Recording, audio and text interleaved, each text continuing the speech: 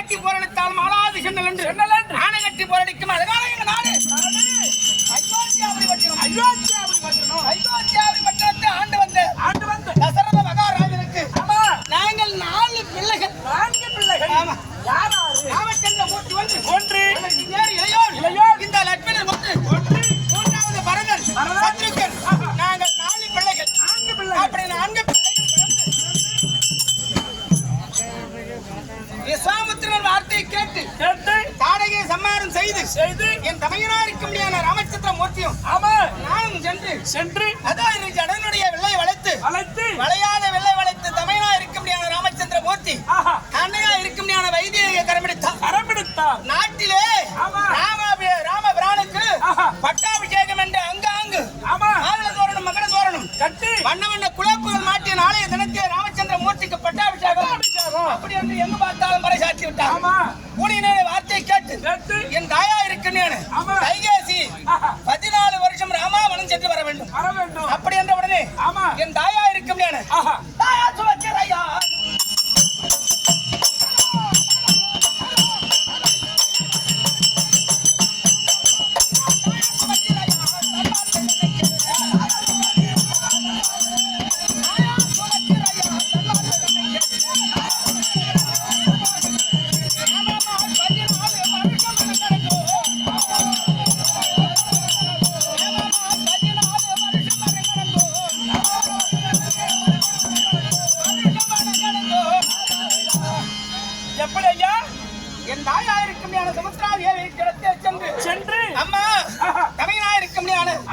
அண்ணன் ராமச்சந்திர மூர்த்தி மரபுரி பூண்டு வனம் சார்கிறார்.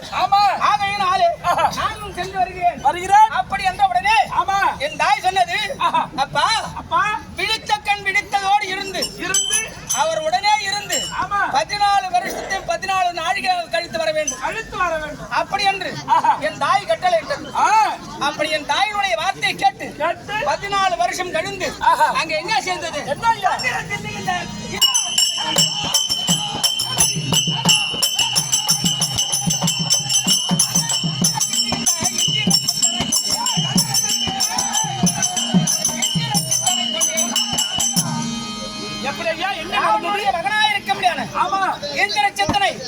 ஒன்று குவித்து ராவணாதிகள் 2000 வெள்ளம் சேனைகளை 70 வெள்ளம் மாநகர சேனையோடு சென்று 2000 வெள்ளம் வைத்திருந்த ராவணாதிகளை சம்காரம் செய்து என் தாயா இருக்க முடியாத அன்னை சீதாங்கனியை மீட்டுக் கொண்டு நாங்கள் அயோத்தியாபுரி வந்திருக்கின்றோம்.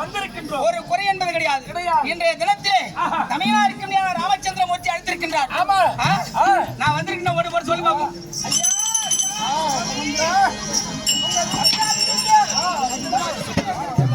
ஐயா வருமனா உத்தரவு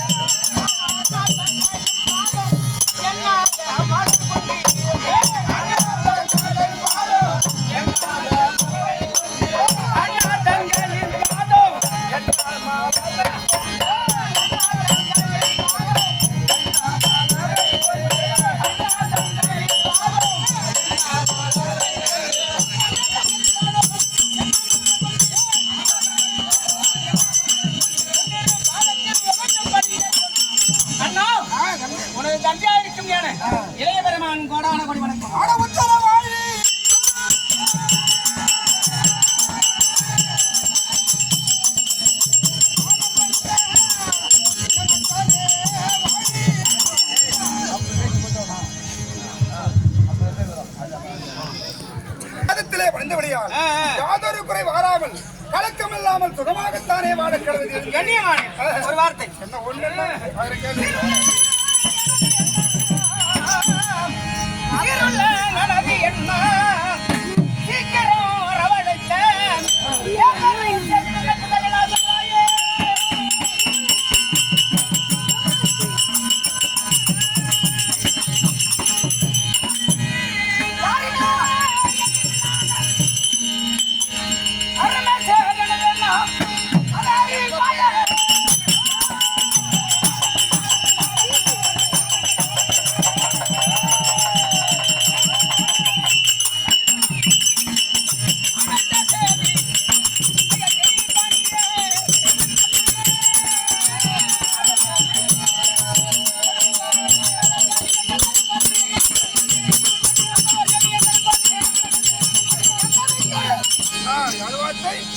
இளந்தமாகிய கிரகத்திலே இருந்த என்னை தம்பியாயிருக்கும் அச்சம் பெறவனவன் வர வேண்டும் என்ற சமாச்சாரம் சீக்கிரமா சொல்ல வேண்டும். உன் முகத்தை பார்த்தால்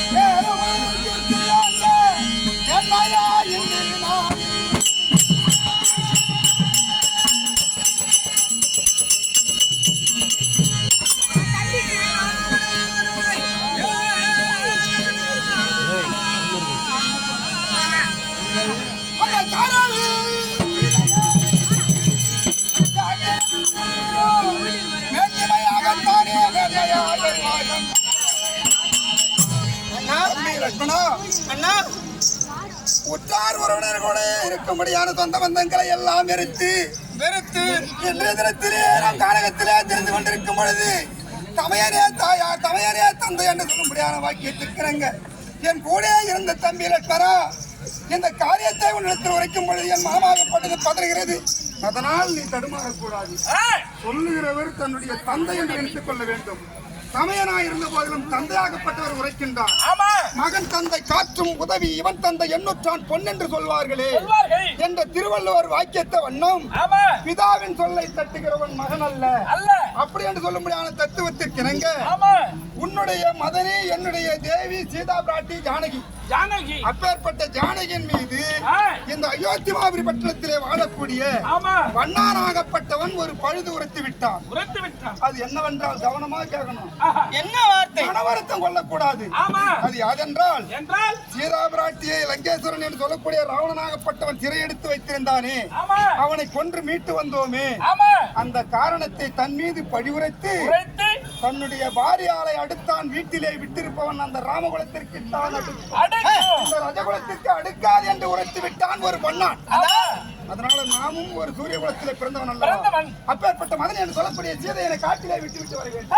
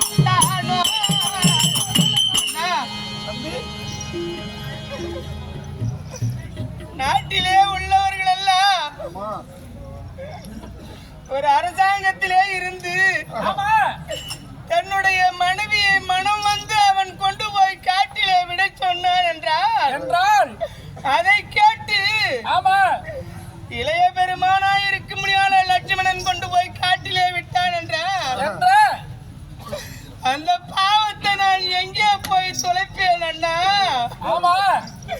அந்த கர்ப்பவதியா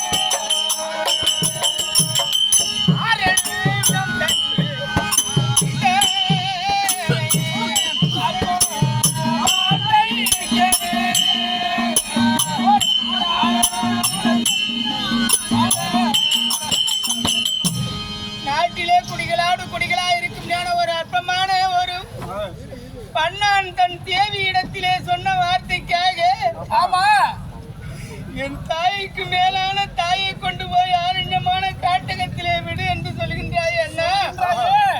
சிங்கம், புலி, கரடி, சென்னாய்கள் எல்லாம் என் அன்னையாரை பிடுங்கி தின்று விடும் அண்ணா. வேண்டாம் அண்ணா. எந்த வார்த்தை உரைத்து சீதையை கொண்டு போய் காட்டிலே விட வேண்டும் என்று கலக்கமுற்று பேசுகின்றார். என்ன சொல்றது, ஏது சொல்றது? வாங்க காட்டுக்கு போலாம். காட்டுக்கு எதற்காக என்றால் என்ன பதில் சொல்வது? இதுதானே உன்னுடைய கேள்வி. இதுதானே உன்னுடைய கேள்வி. அம்மா, காட்டகம் சென்று வரலாம் வாரும் அண்ணே என்று அழைத்தார். அவர் மனதிலே நம்முடைய கணவன் இருக்க நம்ம குழந்தை இருக்கும் இளைய பெருமாள் பணத்தை பார்ப்பதற்காக அழைக்கின்றார் என்று நினைப்பாரா? என்ன பதில் சொல்வது? வேறு என்ன பதில் சொல்வார்களோ? வேண்டாம் அண்ணா. சார் ஒண்ணும் இல்ல. வேண்டாம் அண்ணா. நீ என்ன பதில் சொல்ல வேண்டும் என்றால் அந்த முன்னறிக்கால் ஏகாந்து இருந்தார்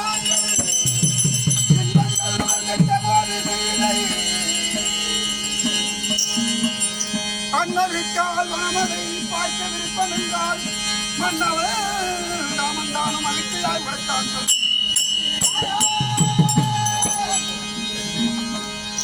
என்ன வார்த்தை சொல்ல வேண்டும் என்றால் என்ன வார்த்தையை தெரிவித்து நான் அழைத்தேன். தமையனிடத்திலே வனவாத சஞ்சாரம் செய்து கொண்டிருக்கும் பொழுது வனங்களை எல்லாம் பார்க்க வேண்டும் என்று குறித்தீர்களே, அதனால் என்னுடைய தமையல் உன்னுடைய மணாளன் என்று சொல்லக்கூடிய ராமபிரானாகப்பட்டவர் அதான் வனத்தை பார்க்க வேண்டும் அப்படி என்று நீங்க அதாவது கொண்டு போய் காண்பித்து வர வேண்டும். அப்படி என்று நீ அழைத்து சென்றால் அவள் கூட வருவாள். அழைத்து காட்டிவிட்டு நீ காட்டிலே விட்டு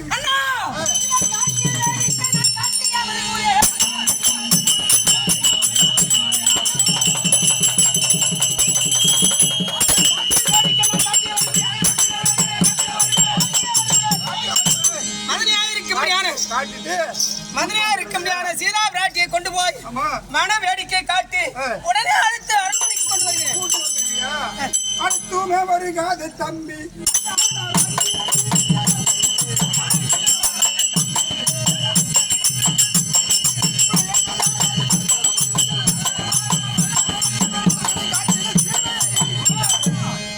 கொண்டு போய் காட்டுல விட்டுட்டு தான் வர சொன்னேன், தவிர கூட்டுக்குன்னு வர சொல்லி அதனால கூட்டுன்னு வரக்கூடாது. ஏன் கலக்க முடியும்? என்னுடைய வார்த்தையை தடுக்க கூடாது. தடுத்து பேசுவதற்கு நாவு வரவில்லை. ஏனென்றால் 14 வருடம் ஊனுறக்கம் இல்லாமல் உன்னுடனே இருந்தவன் நான். உன்னுடைய வார்த்தைக்கு எதிர் வார்த்தை எதிர் பதில் உரைப்பதற்கு எனக்கு நாவு வரவில்லை. இது எல்லாம் கடவுள் இப்படித்தான் நடக்க வேண்டியும் எழுதியிருந்தால் அதை யாராலும் தடுக்க முடியாது. அண்ணா, உங்கள் சித்தம் ஒத்தார்ந்தாருங்க. மகிழ்ச்சியோடு நீர் மட்டும் இன்பமுடன் திரும்பி வருவாயாக. சீதையை காட்டில் விட்டு நீர் மட்டும் திரும்பி வர வேண்டும். காவலர் ஐயா தாயாருக்கு மேலான தாயிடத்திலே நான் என்ன பதில் உரைத்து? ஆமா அம்மா, ஆ, என் தமிழுடைய வார்த்தையின் பிரகாரம் கானகத்திலே நான் வேட்டையாடுவதற்கு போறேன் என்பதா? ஆமா வேடிக்கை காட்ட போகிறேன் என்பதா? உண்மைதா? என் தாய் ஆமா என்ன பதில் உரைக்கும் என்று தெரியவில்லை. தெரியவில்லை ஐயா. என் மதன் இருந்தால் இளைய பெருமான் தங்களை காணும் மிரட்டாக வந்திருக்கின்றேன் தெரிவித்து. அப்படியே ஆகட்டும் ஐயா. அம்மா மந்திரியாரே, இளைய பெருமானா இருக்கும் லட்சுமணன் வந்திருக்கிறார். அப்படியா? ஆமா ஆமா சொல்லுங்களேன். ஐயா வருமடைய உத்தரவு. அம்மா,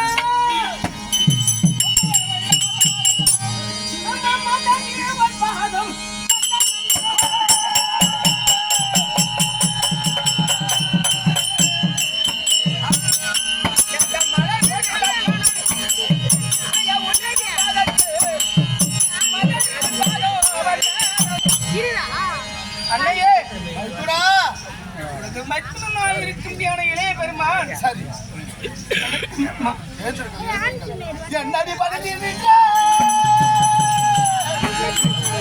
எழில் பெரும் இளைய கோவே, இந்நீல மதிக்க வேண்டி இமயவர் புகழவாமி.